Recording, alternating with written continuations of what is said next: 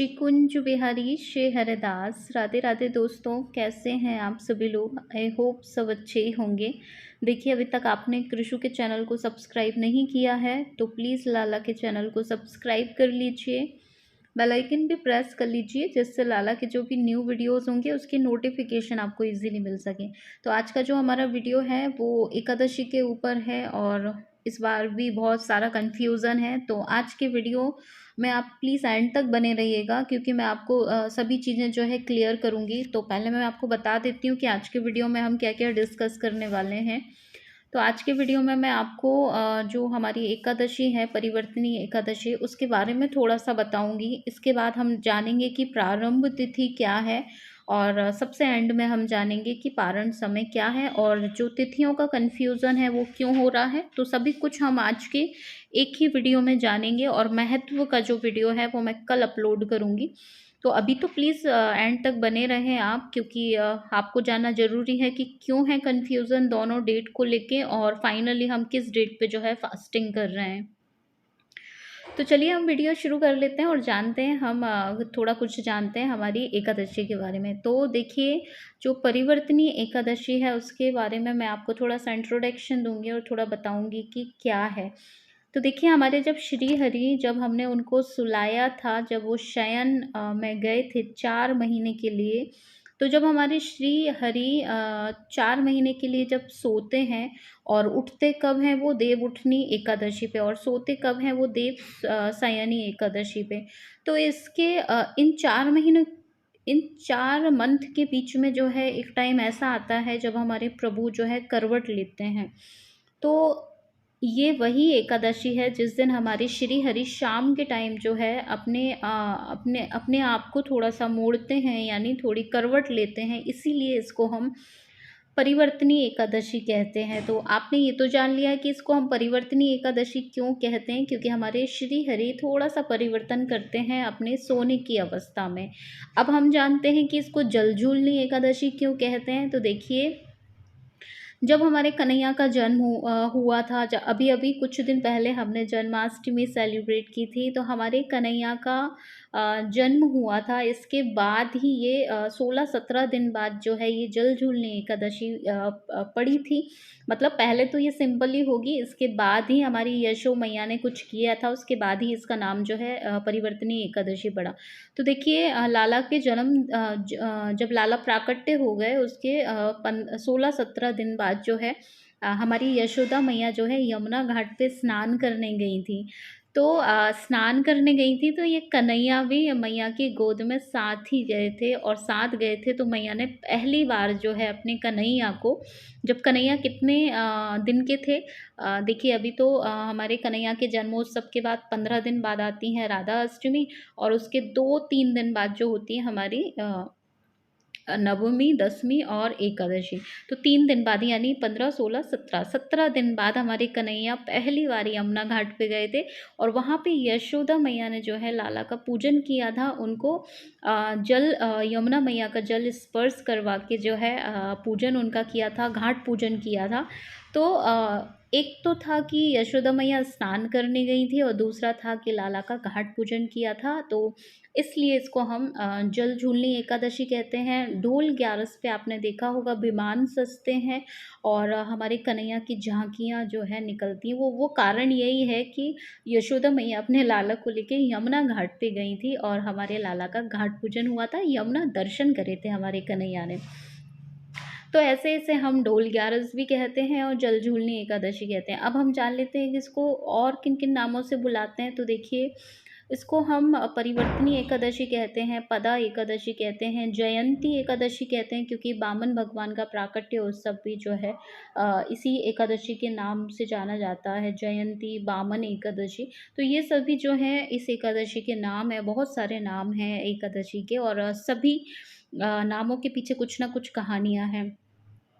अब हम जान लेते हैं कि ये कौन से पक्ष में पड़ती हैं। तो देखिए भाद्रपद के शुक्ल पक्ष की सबसे बड़ी एकादशी है ये। बड़ी एकादशियों में जो है इसका नाम गिना जाता है। वो भी कारण देखिए बहुत सारे कारण हैं, क्योंकि हमारे श्री हरि करवट भी लेते हैं और हमारी यशोदा मैया ने घाट पूजन भी किया था, और वामन भगवान का भी प्राकट्य जयंती है। तो बहुत सारी चीज़ों का जब संयोग हो गया है तो इसको बहुत बड़ी एकादशियों में इसका नाम जो है गिना जाता है। तो ये सब तो हमारी एकादशी के बारे में मैंने आपको थोड़ी सी इन्फॉर्मेशन दी है। और अब हम जानते हैं कि हमारी जो तिथि है वो प्रारंभ कब हो रही है, और ये 25-26 का जो कन्फ्यूज़न है उसको मैं क्लियर करूँगी। प्लीज़ प्लीज़ वीडियो में बने रहिएगा। तो देखिए एकादशी की जो तिथि प्रारंभ हो रही है उसको आप ध्यान लगा के सुनिएगा, या तो मैं ऊपर मेंशन कर दूँगी, बट आप फिर भी अच्छे से सुनिएगा। देखिए एकादशी की जो प्रारंभ तिथि है वो है 25 तारीख मंडे को मॉर्निंग में 7:55 से जो है प्रारंभ हो रही है। तो देखिए सूर्य उदय के साथ तो हम इसको मानेंगे, क्योंकि सूर्य उदय के साथ एकादशी है। तो एक बार मैं फिर से बता दे रही हूँ, 25 तारीख को मंडे को अर्ली मॉर्निंग यानी 7:55 AM से जो है एकादशी शुरू हो रही है। तो मंडे को पूरे दिन एकादशी रहेगी, और ट्यूसडे को 26 तारीख को जो है अर्ली मॉर्निंग यानी 5 बजे, एग्जैक्ट 5 बजे जो है एकादशी तिथि समाप्त हो जाएगी। तो अब आप कहेंगे कि उस हिसाब से तो हमको जो है 25 को करना चाहिए, क्योंकि 25 को जो है होल डे एकादशी है और 26 को तो अर्ली मॉर्निंग में ही समाप्त हो रही है। अब देखिए सबसे बड़ा कन्फ्यूज़न क्या है, मैं आपको क्लियर कर देती हूँ, फिर आप खुद समझ जाइएगा कि हमें फास्टिंग किस दिन करनी है, 25 तारीख को करनी है या 26 को करनी है। पहले मैं आपको बताऊँगी, फिर आपको ऑटोमेटिक जो है क्लियर हो जाएगा कि आपको फास्टिंग किस दिन करनी है, मुझे बताने की ज़रूरत नहीं पड़ेगी। तो देखिए हमेशा हमारे शास्त्रों में लिखा है कि जब कन्फ्यूज़न हो एकादशी में, दोनों दिन एकादशी मानी जाए, तो हमारे जो वैष्णव जन है वो किस दिन फास्ट करते हैं। तो देखिए द्वादशी मिश्रित जो एकादशी होती है, यानी महाद्वादशी का जिस दिन योग बनता है उस दिन की एकादशी की जाती है हमेशा शास्त्रों के हिसाब से। तो महाद्वादशी का योग बन रहा है 26 तारीख को। अब मैं दूसरी हिंट और देती हूँ आपको, कि अगर आप 25 को एकादशी का फास्ट करते हैं तो आपको एक एकादशी करने का फल मिलेगा, लेकिन अगर आप 26 को एकादशी का व्रत करते हैं तो आपको 1000 एकादशी करने का पुण्य फल मिलेगा। तो मुझे पता है अब क्लियर हो गया होगा आप लोगों के दिमाग में, सब चीज़ें क्लियर हो गई होंगी कि हमें फास्टिंग किस दिन करनी है। हाँ, तो आपने बिल्कुल सही समझा है, भले 25 को जो है पूरे दिन की एकादशी है, लेकिन हमें फास्ट जो है 26 को करना है, यानी 26 तारीख दिन ट्यूसडे मंगलवार को हमें पूरे दिन जो है पूरे दिन जो है एकादशी का पालन करना है। वो भी इसलिए क्योंकि महाद्वादशी योग है, और इस दिन आपको 1000 एकादशी करने का पुण्य फल मिलता है। अब देखिए बांके बिहारी लाल मंदिर में और कहीं कहीं जगह जो है 25 तारीख को सेलिब्रेशन है एकादशी, और बहुत सारी जगह जो है 26 तारीख को है। तो अब कुछ स्पेशल चीज़ें भी हैं जो मैं आपको बता देती हूँ। बहुत सारे भक्त 48 घंटे की एकादशी भी करते हैं। जब ये कन्फ्यूज़न वाली एकादशी होती है कि पहले दिन पूरे दिन एकादशी है और दूसरे दिन जो है थोड़ी सी द्वादशी में मिल जाती है, तो ऐसे में कुछ वैष्णव क्या करते हैं कि 48 घंटे का व्रत करते हैं। अगर आप में सामर्थ्य है तो आप पूरा 48 घंटे का व्रत करिए, यानी 25 को भी करिए, आप 26 को भी करिए।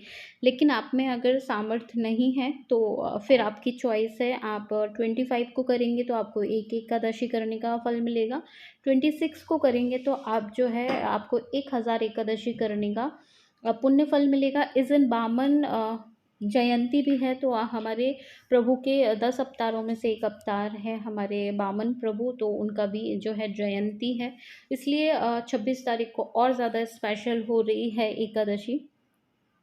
तो आप सभी वैष्णव भक्तों को क्या करना है कि आपको 26 तारीख को व्रत का पालन करना है पूरे तरीके से, और 25 को जो है दशमी तिथि का ही पालन करना है, यानी आप संध्या के बाद भोग ना लें, उससे पहले भोग आप ले सकते हैं। बस आपको 25 को क्या करना है, घर में आप किसी भी तरीके का इस तरीके का भोजन ना बनाएं जो एकादशी में वर्जित होता है, यानी दाल राइस ना बनाएं। और भी कुछ चीज़ें होती हैं वो नहीं बनती उस दिन, तो आप इन चीज़ों को ना बनाएं 25 और 26 दोनों दिन।